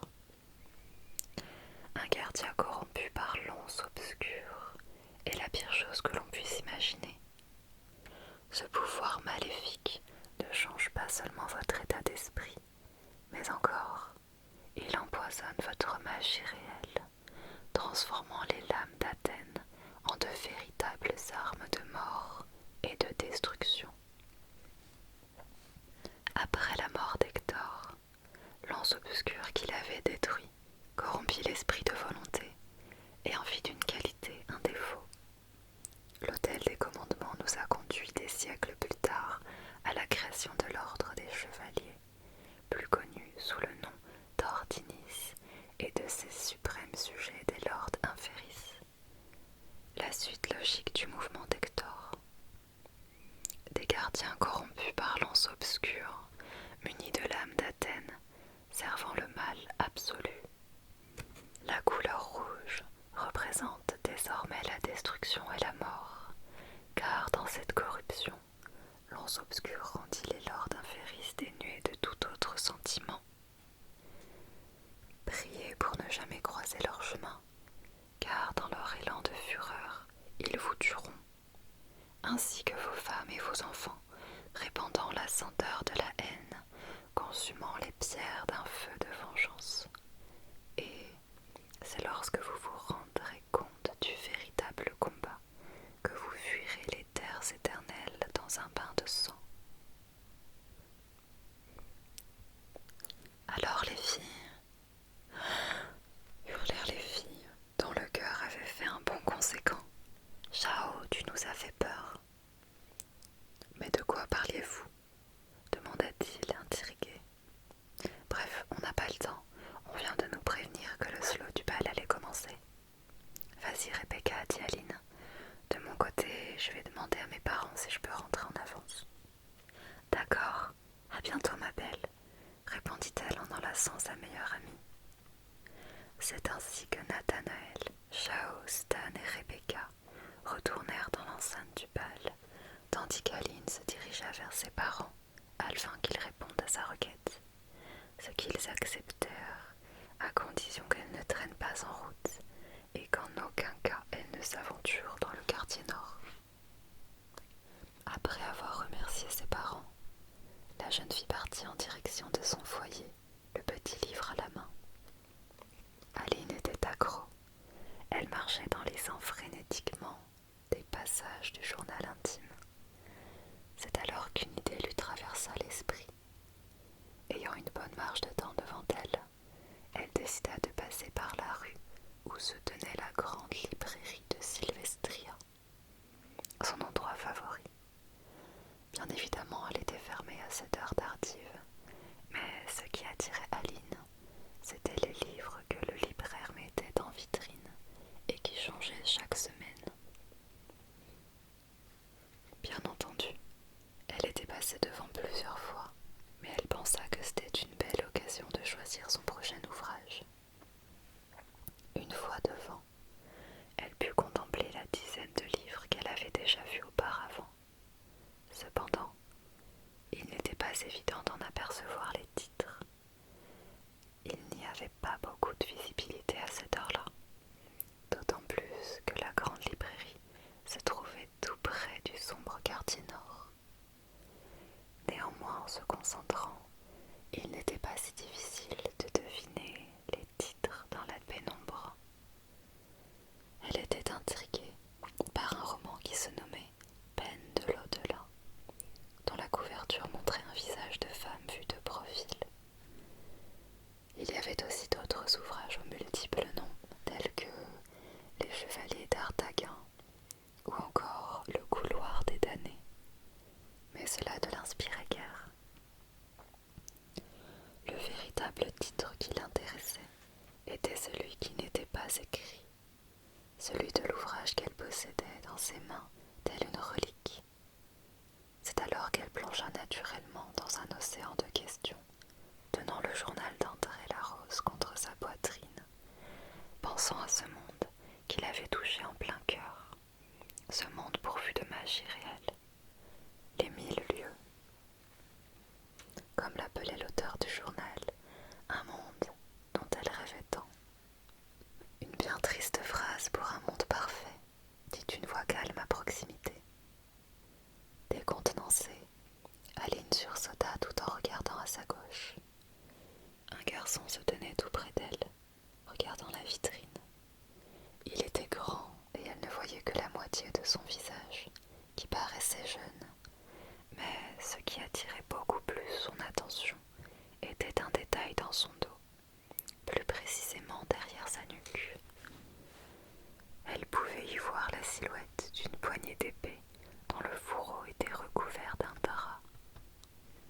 sa grande surprise, elle fut prise d'un sentiment inattendu. C'était le garçon qui l'avait involontairement bousculée durant le bal. C'était très étrange pour elle. Il n'inspirait pas du tout la crainte. Alors qu'une réaction naturelle dans un tel contexte aurait été de fuir, elle se sentit pour le moins à l'aise. « Qu'avez-vous dit ?» lui demanda-t-elle. « Peine de l'au-delà. C'est une triste phrase pour un autre monde, répondit-il, son regard toujours fixé sur la vitrine. « Oh !» s'exclama la jeune fille d'une voix timide. « C'est vrai, cette histoire a l'air triste. » « Les gens devraient s'inspirer de ces livres, dit-il en conclusion, tournant le dos à Aline et laissant apparaître la poignée de son arme. Cela raviverait ce qu'il leur reste de magie réelle. Alors que ce mystérieux personnage commençait à partir, Aline, abasourdie par ce qu'elle venait d'entendre, sentit en elle une extrême curiosité. Après tout, c'était inédit d'entendre quelqu'un évoquer la magie réelle concernant la légende de la ville, étant donné que la seule source d'information était le petit livre qu'elle tenait dans sa main. « Attendez !» s'écria-t-elle, la peur au ventre de ne plus jamais croiser ce mystérieux inconnu. Celui-ci s'arrêta instantanément, tourna la tête en direction de la jeune fille. Commença-t-elle. Je dois me rendre au chemin abstrus. Il fait très noir à cette heure. Je serais bien plus rassurée si vous m'y accompagniez. Son cœur battait assez fort. Elle était tout aussi excitée qu'inquiète de ce qu'elle venait de faire. Rentrer avec un inconnu était quelque chose de formellement interdit par sa conscience, mais aussi d'extrêmement risqué, qui pourrait lui valoir de sérieux problèmes avec ses parents. « Bien sûr, » répondit-il en se retournant, laissant apparaître son visage angélique, embelli par des yeux noisettes au regard profond. Il s'avança et s'arrêta à côté de la jeune fille. « Je vous suis, » dit-il. Alors qu'ils commencèrent à marcher tranquillement vers le chemin menant dans les hauteurs, si sombre et rugueux qu'il prit le nom du chemin abstrus, Aline, gênée, ne savait pas par où commencer. Sachant que le temps jouait contre elle, elle se lança. « Et vous, où vous rendez-vous ? » ?»« Je n'ai pas de destination précise.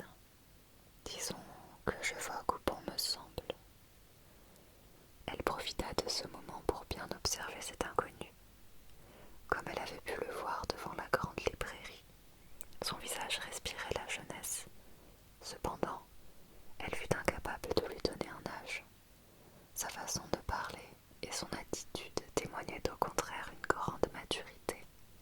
« Maintenant que j'y pense, je ne vous ai jamais vu en ville. » »« En effet, c'est la première fois que nous nous rencontrons, bien que je sache déjà qui vous êtes. »« Ah oui ?» demanda-t-elle intriguée. « Bien sûr, votre taverne jouit d'une solide réputation à Sylvestria. Je crois ne jamais avoir entendu quelqu'un s'en plaindre. »« Merci, » répondit-elle, flattée. « Mais il y a peu de monde en ce moment, hormis quelques habitués. Sinon, les soirs deviennent monotones. Heureusement qu'il y avait le bal ce soir. J'y suis allée faire un tour. Cela m'a étonnée que personne ne soit allé à la place perçante. Cela devait être fabuleux de voir la ville d'en haut, s'exclama la jeune fille, surtout lors du coucher de soleil. Oui, c'était digne d'un autre monde, ajouta le garçon. Aline sentit que c'était le bon moment pour aborder le fameux sujet. À ce propos, je suis tout à fait d'accord avec vous sur le fait que les gens devraient s'inspirer des histoires que racontent les livres. Pour ma part, j'ai lu des centaines de romans, des centaines d'histoires aussi incroyables que touchantes, de divers genres. Vraiment. Et quel est se retournant d'un demi-tour, sa main prête à dégainer son arme. Il scrutait chaque endroit qu'il pouvait voir, des angles des rues jusqu'au toit des habitations. Aline fut effrayée. « Ne vous inquiétez pas, il n'y a rien, » la rassura-t-il au bout de quelques secondes. « Qu'est-ce que je disais ? Ah oui, quelle histoire vous a le plus impacté ? » Je pense à une en particulier, sur le portail d'Athénor. À ce moment-là, elle vit son regard changer et ses sourcils se rapprochaient d'eux-mêmes. Non pas en mal, mais il fut intrigué par cette réponse. La légende de la ville, comment la connaissez-vous ? Dans un livre que j'ai trouvé à la grande librairie. Le garçon marchait d'un air dubitatif. Je ne sais pas ce que vous y avez lu, mais s'il ne devait pas y avoir grand-chose d'écrit sur la légende. Comment ça ? Le seul livre contenant des informations sur le portail d'Athénor est lui-même une légende. Un ouvrage écrit par le dernier homme à avoir vu de ses yeux le portail légendaire, André Larose. À ce moment précis, Aline crut que son cœur allait cesser de battre. Le sentiment qu'elle éprouvait était indescriptible. D'un geste infiniment discret, elle retourna le petit livre qu'elle tenait dans sa main et souleva la 4e de couverture afin de distinguer la dernière page, laissant apparaître en bas à droite un détail qu'elle avait vu sans y prêter grande attention. Une signature. Non pas un nom, comme on pouvait s'y attendre, mais une rose tracée à la main. « Vous allez bien ?» lui demanda le garçon. Aline était plus blanche que neige, les yeux écarquillés plongés dans un profond vide. « Oui, » se reprit-elle. « Pardon, j'ai eu une absence. Je n'ai jamais entendu parler de cet homme, pas même dans les livres de la grande librairie. » Cela ne m'étonne pas. Savez-vous que peu de personnes savent qu'une ancienne légende berce Sylvestria ? Alors, pour ce qui est d'André Larose, c'est encore plus rare. « Pouvez-vous me parler de lui ?» lui demanda-t-elle d'une voix douce. « J'ai bien peur que non. » »« Pourquoi ça ? » ?»« Parce que nos chemins se séparent ici. » Aline, qui à aucun moment ne s'était concentrée sur le chemin, fut surprise et attristée en remarquant que le chemin abstrus se trouvait devant ses yeux. Pendant un court instant, elle observa le chemin obscur qui s'enfonçait dans les hauteurs, bordé par une faible végétation dépourvue de lumière en cette nuit.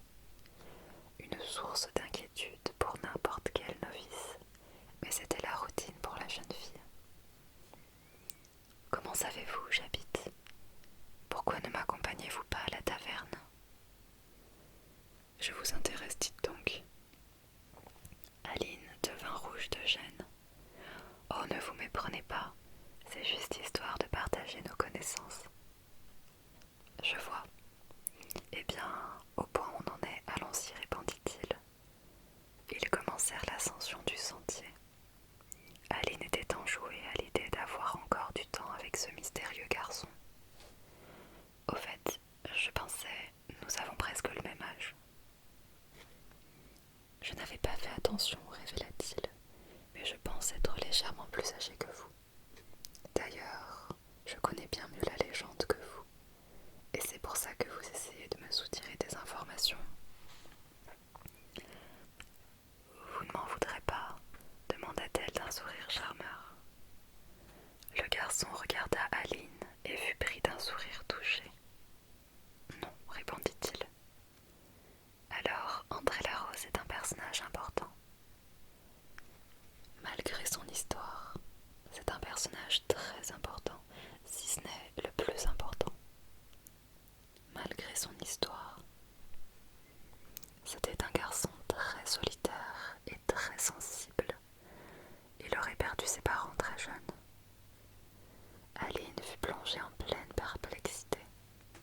Aurait-il déjà lu le journal qu'elle tenait fermement contre elle ? Que lui est-il arrivé ? demanda-t-elle. sa vie dans les 1000 lieues, mais paradoxalement, il n'aurait jamais été accepté par la population. Cependant, on raconte qu'il s'était pris de passion pour un endroit particulier, le jardin de la rose blanche. Ces paroles eurent pour effet de causer un nouveau bond dans le cœur d'Aline. C'était le fameux endroit dessiné à la main que Rupert leur avait montré dans le journal lors de la soirée mouvementée. Elle comprit aussi à cet instant que l'homme à la cape noire connaissait forcément l'histoire d'André Larose pour s'être arrêté avec stupeur pile à la page où le jardin de la rose blanche était mentionné. Pris de passion pour cette fameuse rose blanche, continua le garçon, il fut moqué et délaissé par ses semblables qui l'appelèrent pour toujours André Larose. Un silence de quelques secondes s'installa. C'est vraiment une triste histoire, dit Aline. Oui, ça ne devait pas être évident pour lui. Et lorsque je trouverai son journal, alors j'aurai les réponses ultimes. Un silence prit place. Aline commença à avoir peur. Vous le cherchez?